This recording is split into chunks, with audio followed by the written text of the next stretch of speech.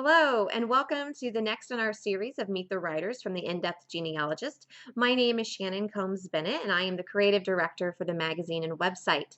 Today with me is Christine Woodcock, who writes about Scottish ancestors for our magazine and our blog. Hi, Christine. Thanks for being on the show. Hi, Shannon. Glad to be here. Well, we're very, very glad to have you here. Also, I have to say, I love your columns, and I'm really intrigued by it because I have a couple Scottish ancestors, so hopefully I'll learn a little bit. Could you tell us a little bit about yourself, a little bit about your background, who you are, what you write about as well? I can, absolutely. What I'm going to do is just share with you how I got into genealogy in the first place. My grandfather fathered 21 children, actually raised all of them, which is kind of a feat in itself. His first wife died in childbirth with a sixth child, and my grandmother is the only grandmother that any of the grandchildren knew. She raised the other children and the grandchildren. And she and my mom were the storytellers in the family. And so although I grew up in Canada, I spent a lot of time immersed in the Scottish culture because we constantly had family over.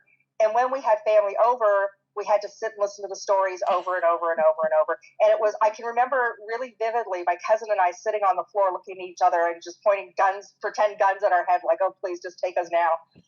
And then my mom passed away very suddenly. And 8 months later, my grandmother passed away. And something kicked inside of me, and there was just a real need, probably because by then I had children as well, to be able to preserve those stories. And I needed to be able to capture them and write them and know that their legacy and their memory was going to be carried on. And so that's actually how I started. My aunt and I did a family book together, and it was The Descendants of My Grandfather. Oh, wow. Yeah. And so that was actually, I kind of jumped in with both feet. I didn't know you weren't supposed to write books. So I put a family book together. And then from there, that kind of became like my aunts and uncles had that all put away with somebody's name on it for future. It's become the treasured heirloom because it's their story. And then from there, as I was going and doing other research, I wanted to share those stories too. And so I started doing a family newsletter. And I think we're 10 years into it or something now. And doing that. And then from there it was, well, now I want other people to know how to do it. And so I started teaching and lecturing and, Right. Understood. Here we are today. I understand that completely. Well, that's really fascinating.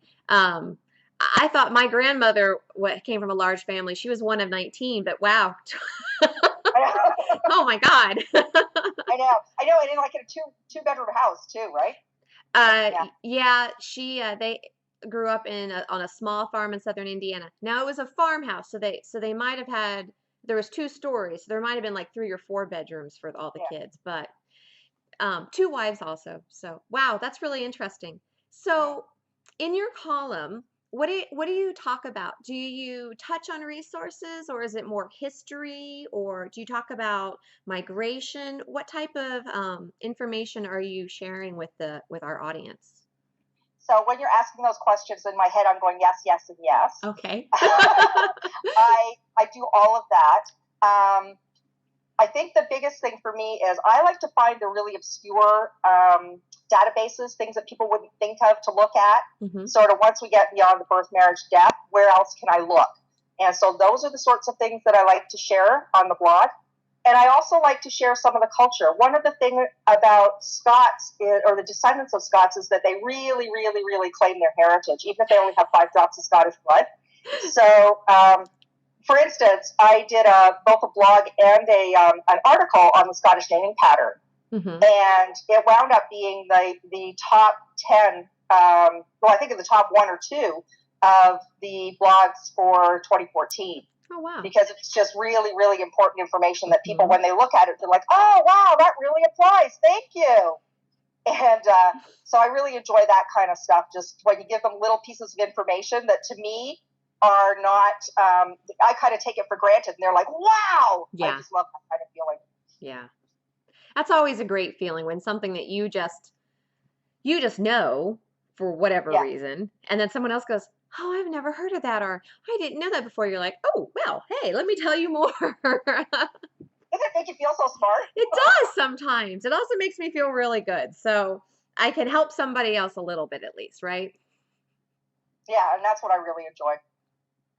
So, are your blogs, I know some of our writers write a blog in conjunction with their column so they go hand in hand. Do you tend to write two different types of subjects? I mean, are your blog posts more one type of writing? Like, are you more technical or resource or reviews? Or do you save a lot of that for your column and like share more of your stories on your blog posts? I think because the blog posts are shorter anyway, Hmm. I tend to do more. Some like I've touched on clans, and I've touched on some cultural stuff and some Hmm. memory. Like the most recent one I think was on the whole culture around New Year's Eve for Scots and how important that all Hmm. is. Whereas I wouldn't bother with an article on that, right? Because it's for a genealogy magazine. I want them to know about resources and records and do more in-depth stuff. Hmm. But I have a lot of fun with the blog because I find it so different, and that I can share those cute little, hey, I remember New Year's Eve and this is why we do what we did. Right. Talking about New Year's Eve, it is on my bucket list to go and do New Year's Eve in Edinburgh. Mine too. It is my mother was stationed in Germany when she was in the army, and I spent a Christmas break in college over there. And I remember my dad and I sitting on the couch watching BBC because it was one of the few English channels they could get.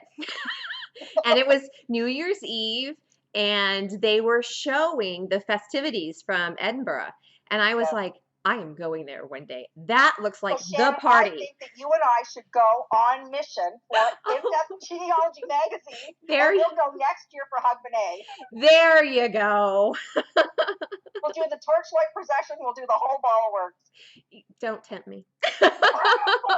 Oh my gosh. My husband will watch this later and go, "What?" Wait till the rest of the team finds out that you and I are going to Hogmanay because of That's right. in-depth genealogists. That's right.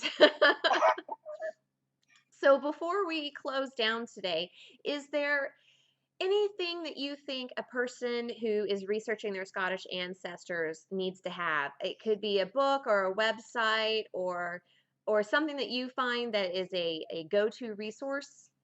Absolutely. The only place where you can view the original images for Scottish genealogy is Mhm. the website for the General Registrar, and that is called Scotland's People. And the Mhm. website is scotlandspeople.gov.uk. It's a credit-based system, and I will do an article in the near future around how to not waste your credits. But it's the only place. If you go to Ancestry, Find My Past, Family Search, any of that, you're only getting transcriptions. Mhm. You're missing out on so much information. The wealth of information that's available in the Scottish records is phenomenal. So I really, really, really encourage everybody to have a look at Scotland's People website. Thanks for that great tip. I will go check that out here in a little bit. All right. Well, thank you, Christine, for joining us today. It was a great pleasure getting to know you a little bit more. I enjoyed it too. Thank you so much, Shannon. You're very welcome. And if you are interested in learning more about Christine's articles or her blog posts, please make sure to visit us at our website, www.theinDepthGenealogist.com. Until next time, have fun researching your ancestors. Bye.